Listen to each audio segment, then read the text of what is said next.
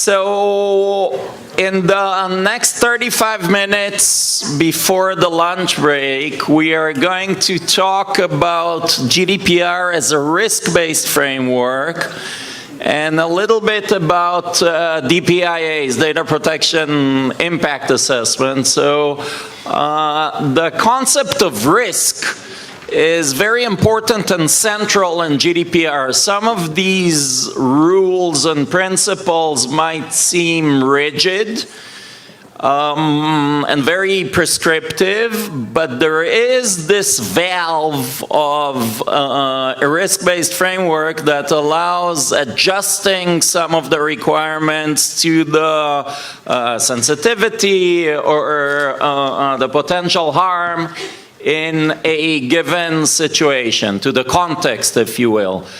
So Gabe, I'll let you start it off again and talk about risk analysis and DPIAs.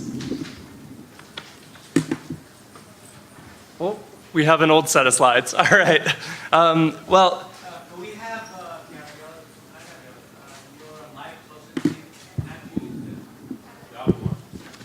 Karolina. Okay. Understood, thank you. Sure. So as Omer mentioned, the GDPR is a risk-based framework. And this appears most prominently in Article 24, which sets out essentially the core of the controller's responsibility. And it says that the controller's responsibility for compliance with the regulation needs to take into account the nature, scope, context, and purposes, as well as the risks of varying likelihood and severity for individuals. And that there have to be appropriate technical and organizational measures in light of the nature of those risks.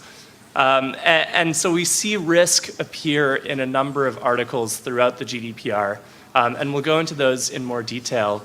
But I think it's worth first discussing what risk means under European data protection law, because there is a rich history here, and the concept is not necessarily intuitive to audiences that aren't versed in this. So I'm going to start with a case from 2015 from the High Court of the UK. And this one very clearly set out that when we're thinking about harm, it's not, we're not looking at whether there's a financial impact for individuals. We have to look more broadly. And in that case, they said emotional distress is a harm that we can recognize under data protection laws. But it went beyond that. The case said you have to look to Article 8 of the Convention on Human Rights. And this really imports a long history of case law from the European Court of Human Rights, which explains what types of risks it is we're concerned about. And it's a really broad concept. So we have some case law in the surveillance context, which says secret monitoring is a cognizable harm. If some of you are familiar with standing doctrine in the US, I'm not sure whether there's an equivalent in Israeli law, but clearly we're well outside the bounds of any concept of standing. The mere existence of a system that allows for secret monitoring. So the individual does not need to know that any data processing is taking place for there to be considered a risk, and for that individual to be considered harmed. And the only way to understand this broad concept of risk is to recognize that a data protection harm is understood as a loss of control over one's personal data. And that in and of itself has been recognized as a harm that courts will recognize.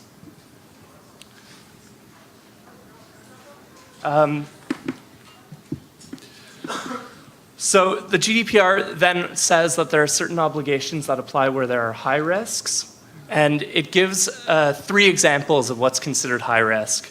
The first is where there's systematic and extensive evaluation of personal aspects relating to an individual. The second is where we have large-scale processing of sensitive data. And the third is where we're processing publicly accessible data, where we're monitoring people in public on a large scale. These are examples, though. And based off this, we have guidance from the Working Party, from the European Data Protection Board, which has expanded on the concept of high risk and given some insight into how we can understand not just what is a minimal risk, but what are some of the key areas that we need to be really concerned about.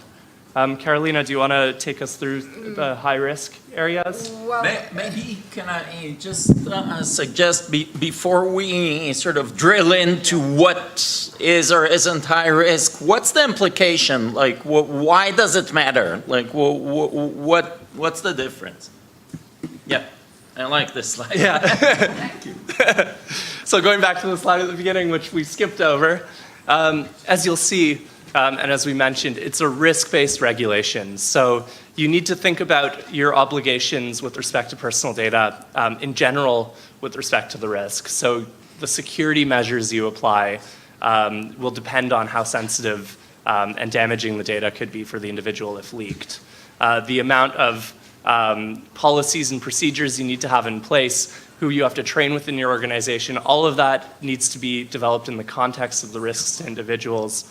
How actively you need to notify people about what you're doing with their data. All that needs to take into consideration risk. But there are certain obligations that apply where there's considered to be a high risk. And core among those is first, potentially the need to appoint a data protection officer within the organization. So someone who's responsible for data protection. And we'll go into, in more detail, what the data protection officer is. But just breezing through at a high level, the other one is an obligation to conduct data protection impact assessments.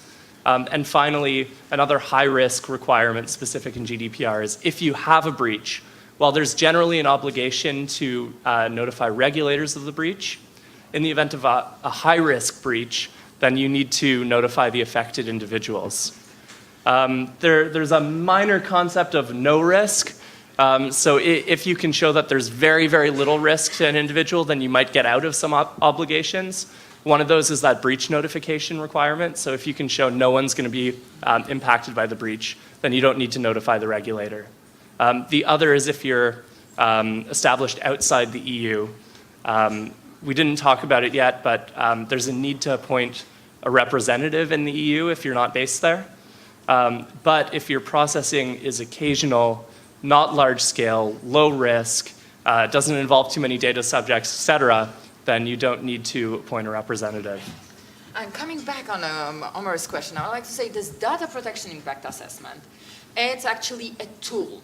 Yeah, it's a tool. It's supposed to help you to describe what you are doing, what is the processing, and to assess the necessity and proportionality of this processing, and to help you to manage, to know exactly, okay, if I do it in such a way, how will I impact rights and freedoms of data subjects? And these rights and freedoms, as Gabe said, understood very broadly. It's not only data protection, it's also freedom of movement or freedom, let me see exactly which one, freedom of thought, freedom of speech, prohibition of discrimination.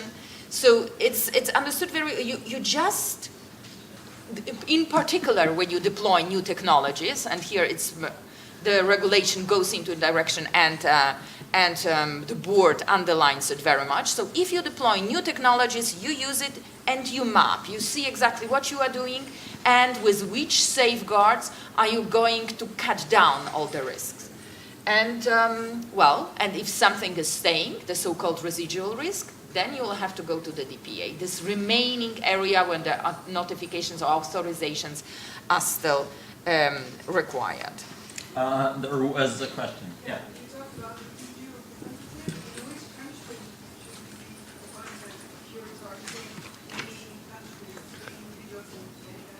Yeah, it can be in any member state where you have data subjects. So we've started touching on what these high-risk factors are. And this is the list that Karolina was describing from the Working Party. So article, the board, I'm sorry. Yeah. I'm still in can't the get over board. it. I didn't change. I'm still on the before the 25th chip. So It is a they very provided- nice brand, Article 29 working. Yeah, you know, it was so incomprehensible to everybody, and now it just sticks with us. So this European Data Protection Board provided for the list and says, if you have provided for the 9 criteria and then still additional ones in the table, and said, if you meet more, if you tick on more than 2 boxes, then you're very much advised to do data protection impact assessment. This is what they say. What do we have there? Evaluation of scoring. Precisely, this is on the list. Here, including profiling. So, especially for aspects concerning data subject performance at work, economic situation, health, personal preferences of interest, reliability or behavior, location of movement. And here it's the board builds on recitals 71 and 91. Automated decision-making process with legal or similarly significant effects. And here, the worry was that this automated decision-making process may lead to discrimination or exclusion of individuals. Therefore, inclusion in the list. Systematic monitoring, what Gabe already was explaining in the beginning, something very, very dear to also our courts. Sensitive data, or data of highly personal nature. Then data processing on a large scale. And here, what does it mean, large scale? The GDPR does not define it. The board provides following conditions or factors which were also already indicated in data protection officers' guidelines, where data protection officers needs to be established when the large-scale processing is taking place. So the number of data subject concerned is important, obviously, for large scale. The volume of data, duration, and geographical extent of the processing activity. Now, another element is matching or combining different databases. When you match combined databases stemming from 2 or more data processing operations. Another element, vulnerable data subjects. Children, employees, and also people requiring special attention, special protection, mentally ill people, elderly patients, asylum seekers. And what I mentioned before, new technologies, which here it's actually like a double-pronged approach, because on the one hand, these new technologies should also be already devised and conceived, bearing in mind this privacy by design principle. So if they are even conceived, actually, privacy considerations should be taken into account. But nevertheless, new technologies, building on normally enormous amount of data and so on, are being seen as precisely a factor which could lead to high risk. And Article 20, and the board mentions here Internet of Things. The last element which they mention is when the processing in itself prevents data subject from exercising a right or using a service or contract. And here they go back again to Article 22, so the prohibition of automated decision-making process, and recital 91. So looking at these, Karolina, what I'm thinking is, do you ever not check 2 of these boxes? Well, I think so. I think so. I mean, Can I offer some hopeful news to organizations in Israel? So often you're going to trip 2 of these boxes where you're dealing with employees in the EU, because you automatically get that vulnerable data subjects box. And then other things you do could be large scale or systematic monitoring. But where you don't have employees in the EU, that's at least one less box you're going to trigger. And so I don't think that everything will be considered high risk. One factor that we get a lot of questions about is what's considered large scale. And here we have some excellent guidance from the board. Probably shouldn't use sarcasm in this context, but they tell us that a global search engine processing advertising profiles of individuals across the world is large scale. And they tell us that it's already a benchmark. No, you know that you cannot go higher. This is and they tell us that a single doctor or a single lawyer with criminal convictions records is not large scale. But a hospital with many millions of records would be large scale. So you can make your own determination as to how much daylight there is in there. If you're looking for something more concrete, though, I think that reference to a single physician is a really useful one, because a general practitioner in the EU is recommended not to see more than 25 patients a day. If you multiply that by 250 working days, that's potentially 6,000 patients.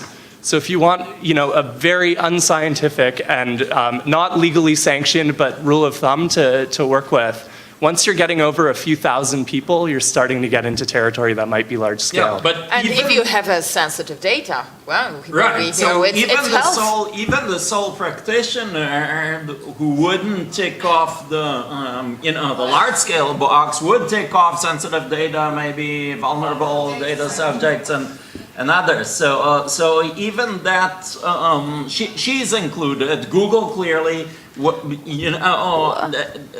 but look, Article 20. What's not included? Maybe we should think about it that way. It's the rule of thumb. So when you have two, it's more probable than not. The more you have, the more probable is that you. But actually, it's your responsibility. It's what they say.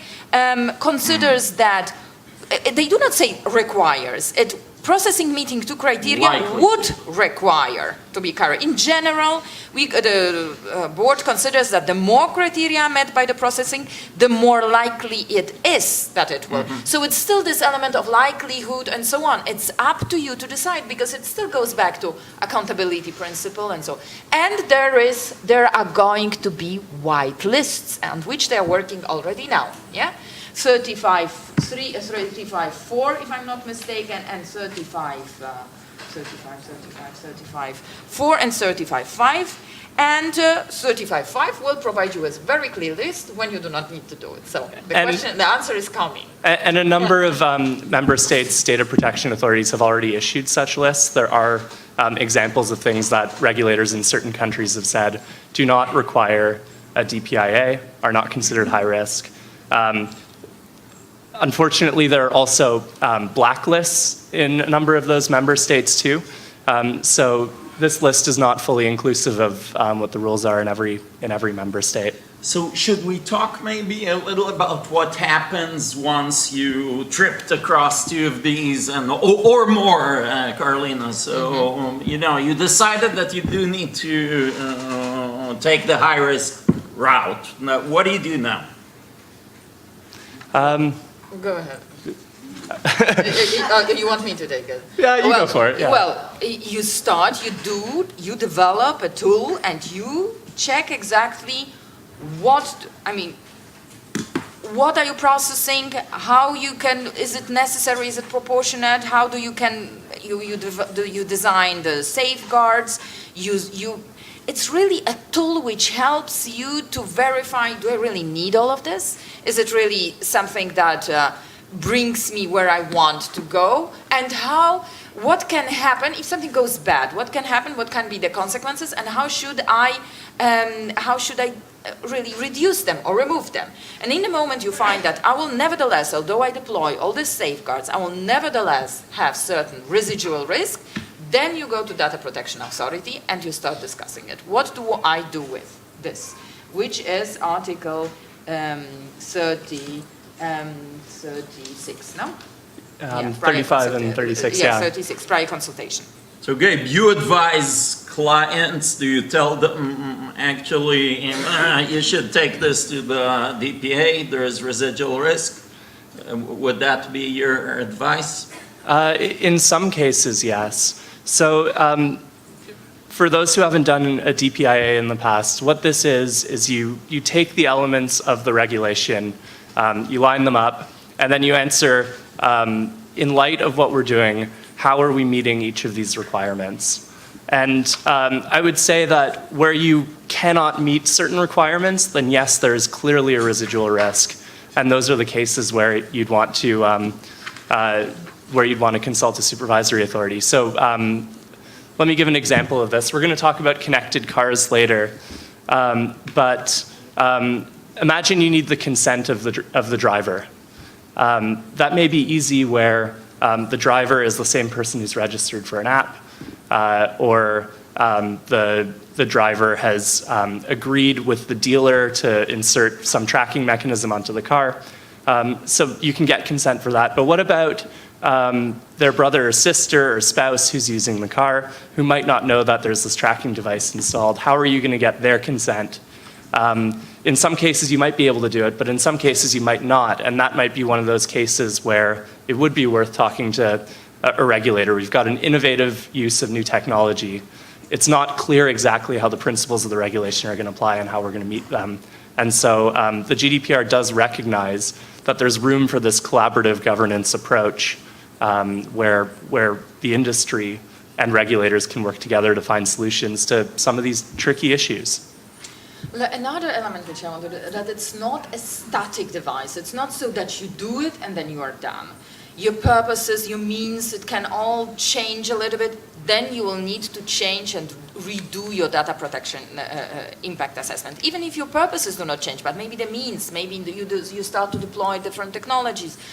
You need to review your data protection impact assessment. It's not so that you do it and then it's over. It's really the idea behind this, that it's one of the tools which are actually there to help the controllers to monitor, to verify in which area they are. Are they still okay, although they do high risk, or should they deploy new safeguards? And and this is a change in comparison to our, bearing in mind that data protection impact assessment needs to be done before the processing started. Yeah, but so it's done before it started. You go ahead with processing, and then if there are relevant changes, you redo it, you adapt it. So approaching the regulator is a very fraught moment, and I think it also depends on which regulator it is. In some countries, they might be more flexible or more amenable to discussion, you know. But I think in some cases, it's obviously a very problematic proposition for businesses to kind of come and explore something with the regulator before they even launched it in the market.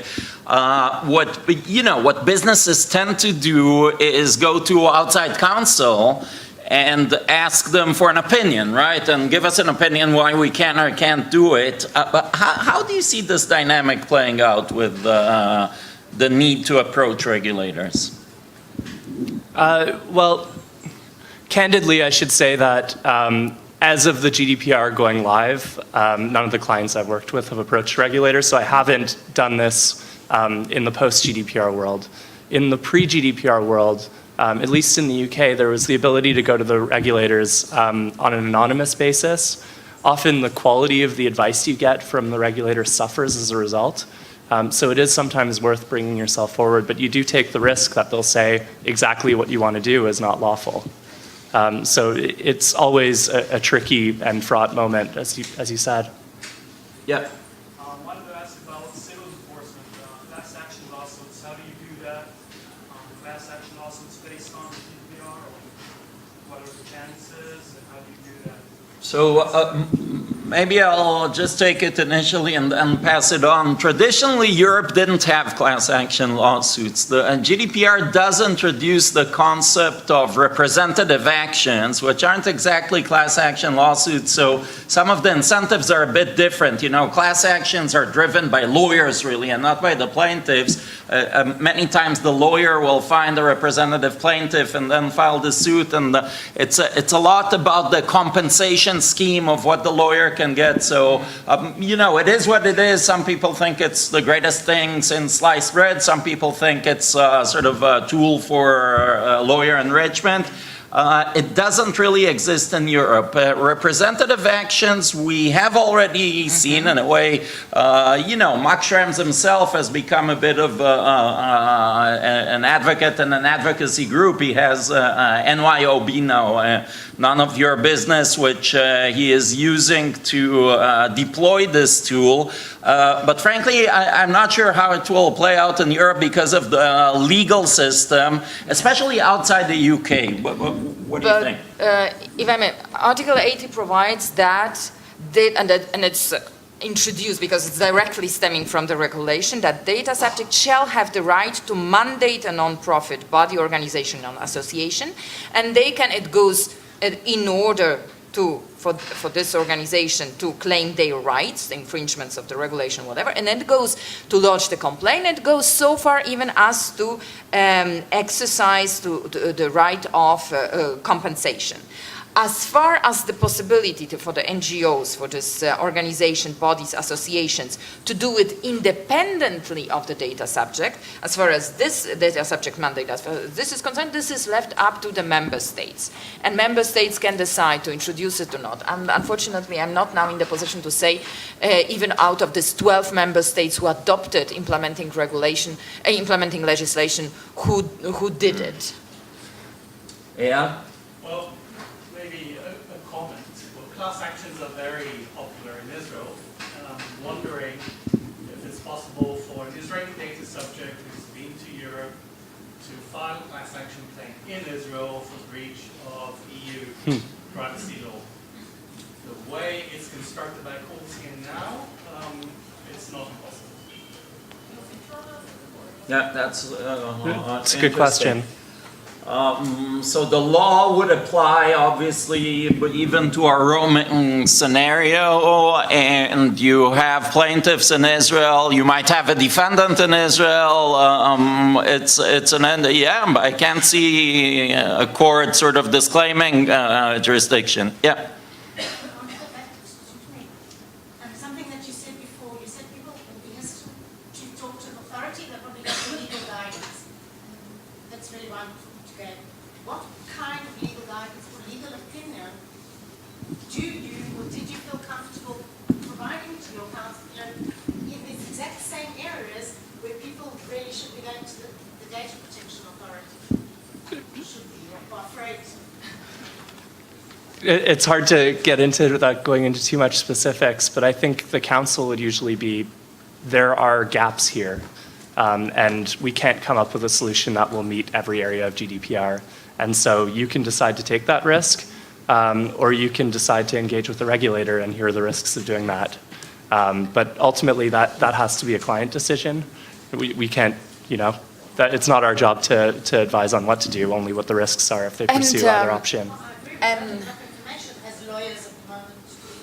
Yeah. But you also have privilege then, which, I mean, the whole setup is so different. With your law firm, you have privilege. They tell you something, you can decide, but it's protected. Here, you're really going to the other side. Yeah, Karolina. Well, I was on something slightly different because you wanted to know exactly where we do not need the data protection impact assessment.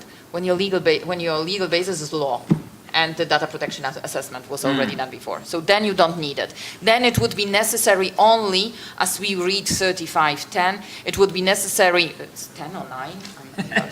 I bet she can do it because she wrote the thing, so she knows the subsection. 10, I was right. It's 10. She's confused sometimes.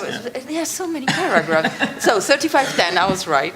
And so there, you would need maybe to do it only if the law leaves you discretion. Imagine that if the law provides everything, and during the legislative process, data protection impact assessment was done, what's actually supposed all this to happen, then you don't need to do it. But if the law says you need to achieve this and that aim, and then you can deploy different techniques or technologies, so you have quite a margin of discretion on your side, how are you going to do it, then maybe should it be high risk, then you will have to do it. I'm going to pivot for a second. Oh, sorry, was there another question? No, just one question. You mentioned counsel and the importance of to provide an opinion. How about the data protection officer? Ah. How does he weigh in this? That's exactly how I was going to pivot. So we have a slide on this.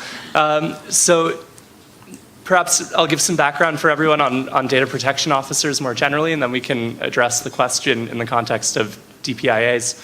But the GDPR mandates that in certain situations you need to appoint a data protection officer. As Omer can tell you well, this grows out of the experience in the US of chief privacy officers, which has been really successful, mixed with the German experience of data protection officers that's been around for a long time. So it's a mixed concept. And what the GDPR says is that not all organizations need to have someone in this role. Public authorities do. And then non-public authorities do only where their core activities require either the regular and systematic monitoring of individuals on a large scale or the large-scale processing of sensitive and criminal records data. You'll probably have picked up that core activities is an important point here. Really, we're looking at whether this is an inextricable part of what the controller or processor does. And as a really useful guidepost from the Data Protection Board, we know that what you do with respect to your own employees will not generally be considered a core activity. We're really looking at the aims of the organization. So just because you deal with a lot of confidential information and you implement a lot of data loss prevention tools internally, that's not going to automatically trip this data protection officer requirement. There are, however, local member state requirements that sit on top of this. These are the rules across the EU, but certain member states have the ability to implement more specific rules. As a really tough example, in Germany, if you have 10 or more employees involved in the processing of personal data, then you need to appoint a data protection officer. This isn't someone who's responsible for all of GDPR compliance across Europe, but responsible for the German portion of the business. And 10 or more employees involved in processing essentially means 10 people with computers. Yeah. So, but this is, I mean, this provision in the regulation was introduced because Germany insisted upon it, because they wanted to keep the obligation they already had before. So this is a continuous obligation in Germany since the transposition of the Directive 95, just to be clear on it. And on this DPOs, remember, it can be part-time. It can be somebody employed. You can outsource it. For public administration, can be one for several. So there is a lot of flexibility in this respect in the GDPR. When in doubt, blame Germany, and they also always win the World Cup, so we are already sort of you don't have to do it. bitter about that. I think you wanted to address this question, yeah. Sorry. So once you have a DPO, then the DPO is mandated to be involved in all areas of processing, which means they need to, where you have decisions about how you're using data, the DPO needs to be consulted. And explicitly, the GDPR says where you're conducting data protection impact assessments, they need to be involved. They would be your contact person for approaching regulators. So it is important for that. The DPO... Should the DPO be a lawyer for privilege in that case? If it will be, if you have those lawyer employed, then you will not have advantage of the privilege, of the legal professional privilege in the light of the case law of the Court of Justice and AM and S judgment, so that you can take advantage of the legal professional privilege in the light of the jurisprudence of the Court of Justice. It needs to be an external lawyer. Okay. Privilege is... Yeah. Can. Yeah. And there are restrictions on who can be a DPO. So the DPO needs to meet certain minimum qualifications. They need to understand the organization. They need to understand data protection law. And most importantly, they need to be free from conflicts of interest. So the guidance says your CEO cannot be a DPO because there's a clear conflict there. Your chief marketing officer can't be a DPO. Someone in legal can be a DPO. Someone in compliance or risk can be a DPO. This is a huge issue if you're a startup and you're a small company but you're handling a lot of information because you might just be a CEO. In that case, you can appoint someone externally or just decide that, at that stage, it has to be one and the same person. Get this guy, it's a good idea. External DPO. Hey, thanks a lot for this morning's session. We will have great content after the break, but let's get some European data protection food now.